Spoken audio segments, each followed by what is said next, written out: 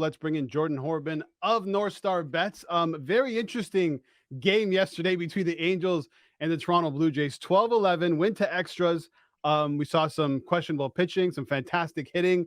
One coming from Mr. Matt Chapman, who seems to be on fire right now. I'm looking at his numbers. 14 RBI, tied for the league lead, 19 hits, leads MLB in batting average. He changed his swing in the offseason, but what has he done to his swing to make him so much better?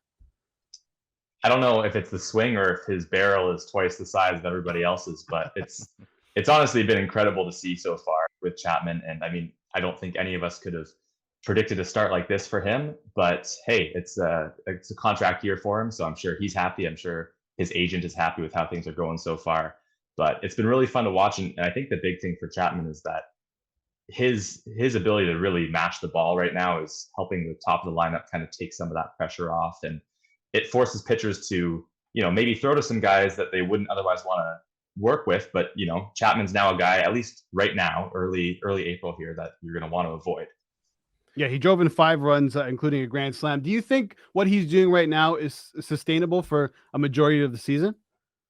No, I don't think this is sustainable. But I mean, hey, he could be a high 800s OPS guy. I don't think that's crazy. But to be where he's at right now, no, I don't think it's sustainable to lead the league in doubles, to lead the league in hits. I was just looking yesterday. He has 7 doubles through his first 10 games, which is as many hits total as he had through 10 games last year. So bit of a difference there. And again, I think there will be a come down, a little bit of a falling back to earth for Chapman at some point. But hey, he's a guy who we know does it with the glove too. So even if there's some expected regression offensively, I think he's a stud for them, and someone that they'll love to be able to plug into the middle of that lineup. Although it's a contract year, right? So numbers mean dollars. Yes. So he's motivated for sure. When you look at Chapman, you look at Bichette, you look at Vladdy as well. That top of the order is looking fantastic, but they're all righties. Is that, do you think, a concern at all long term this season? I don't think so. I mean, this is something that we talked about, or at least thought about last year, with how right-handed heavy their lineup is, and it didn't really bother me too much to see, and I don't think it bothers them, because ultimately you want to have your best guys in there day in and day out. Now, they added Dalton Varsho, they added Brandon Belt, trying to get a little bit more lefty power into the lineup with Brandon Belt. Hasn't worked out so far. Long season, and I'm sure he'll get more chances, but he has really been struggling. As for Varsho, I mean, we've seen flashes already, so having him really helps. But I think being more right-handed heavy than left-handed, it's not too big of a deal. There's some matchups that come into play, and come playoff time, as long as they make it there, that might become more of a focus again. But for now, I think you just try to get your best hitters as many swings as possible. Taking a look at the pitching staff, Jose Barrios, 2 rough starts to start the season. I think his ERA is at 11, just above 11 right now. When you're watching Barrios pitch, is it just a lack of confidence? Is his stuff now gone? What do you see with Jose Barrios, and can he turn the corner and get back to being maybe not the ace level pitcher the Jays expected him to be, but just a decent bottom of the rotation guy? Yeah, it's really, I think it's a huge mystery. I wish I had a perfect answer for you guys. If I did, I would probably forward that on to the Jays front office after we're done chatting here. But I think with Barrios, the fastball is a huge concern, because it's a pitch that everyone is just mashing right now. And there's actually an article that Fangraphs ran in the middle of last summer where they headlined it, "What is going on with Jose Barrios?" And the big thing was this 4-seamer of his that he usually throws when he's behind in counts or when he's facing lefties and he has the platoon disadvantage. And people are really onto it now. So I guess maybe the book is out to some extent on what he's doing. It's not like his velocity has really changed, but it was never a plus pitch, and that's what people are taking advantage of now. So, maybe does he need to use it even less than he is? He's already using it less than his slow curveball. He's working in the sinker a lot more. He's already sort of tweaking that pitch mix. I'm not sure if we'll see more of that, but clearly something has to change. It's been really hard to watch so far. Jordan, when it comes to the Jays pitching, I mean, Kikuchi didn't have the greatest outing yesterday either. 4 1/3, 6 runs on 9 hits, 3 home runs, 6 strikeouts. When does starting pitching become a concern? I know it's early, but is there a point where maybe the Jays need to start thinking about making some moves? Well, it kind of works opposite to what I was saying about Chapman and how offensively he lengthens their lineup. when you have guys like Barrios, Kikuchi, and even Bassett so far, all three of those guys have struggled.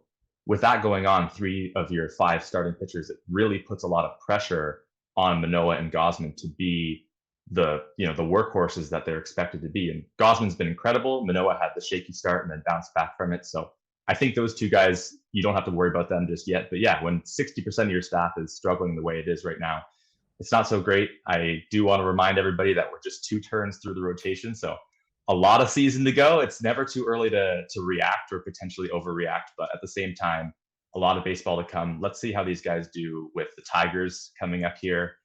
Bassett, I think, will have one of the outings in this coming series and would be a great time for him to, stay in the zone and maybe not give up a home run or 3. And as for Kikuchi and Barrios, yeah, they've got plenty to work on, and we could see those demons from last year carrying over. So those are the guys I'd be more concerned about with than Bassett.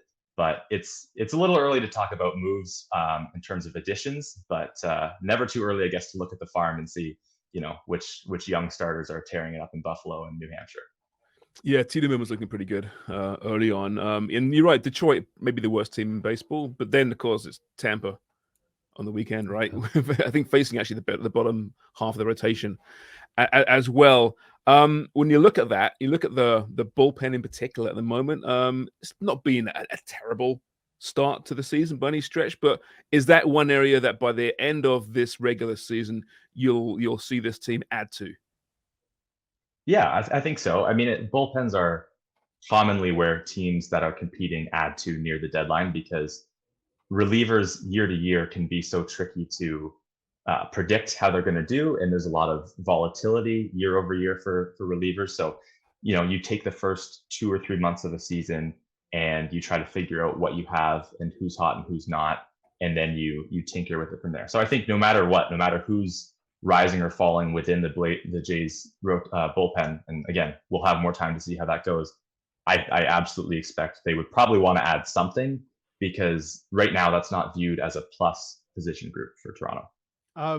We're speaking with Jordan Horrobin of NorthStar Bets. Jordan, there's not many guys who want to be known as the best 9-hole guy in the bigs.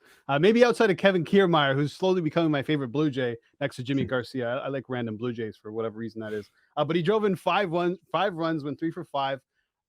Looking really good. I mean, he was always going to be a welcome addition to this team, especially defensively.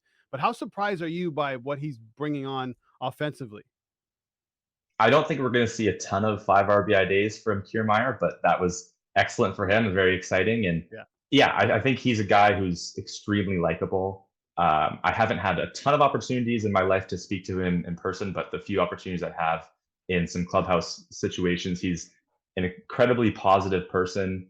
I think it's hard to exactly gauge that in terms of the value that adds to a clubhouse, but it's a great thing to have over the course of a long season and the expectations that are on this team. So I think he's the perfect type of player to have in the 9-hole. When they brought him on, I was a little skeptical, just knowing some of his injury history and maybe the longevity over the course of a season, if he'd be able to kind of stay healthy. Obviously, that's left to be seen, given that it's early April right now, but so far so good. And if he is able to give them somewhere between 100 and 130 games, I think that would be a huge win. And he can add a lot, both in the lineup and then again in the clubhouse. Building on Kiermaier, the Jays kind of went to that all center field outfield. When you see there, again, it's early for the defensive stats, but what does the eye test tell you about the Jays' new outfield? I think the eye test tells you it's looking really good. And Varsho, we don't have to just go off eye test. I mean, last year, Varsho led the majors in outs above average, which is a stat that Baseball Savant uses to kind of judge balls that should be caught or shouldn't be caught and gauge it off that. So he's a guy who already has graded really well. I think, generally speaking, defensive stats are kind of hard sometimes to wrap your head around, but that's an easy one to say, hey, that guy's really good. And Kiermaier's got the Golden Gloves, and Springer is, again, when he's not hurt, he's a guy that is not willing to lay the body on the line, crash into a wall, crash into the turf. So I think we're going to see a lot of balls caught this year. The funny thing last year with Lourdes Gurriel in left field, if you're sitting in the press box at Rogers Center, you can't really see the corner of left field. So if the ball goes in there, you're not really sure, did he catch it? Did he not? And you just go off the crowd reaction. And sometimes you get those disappointed sighs, okay, that ball hit the ground. I think we're going to see a lot less of that and hear a lot less of that with Varsho out there. Hey, Jordan, quickly, new look team, new look ballpark as well, and the home opener goes, of course, on Tuesday.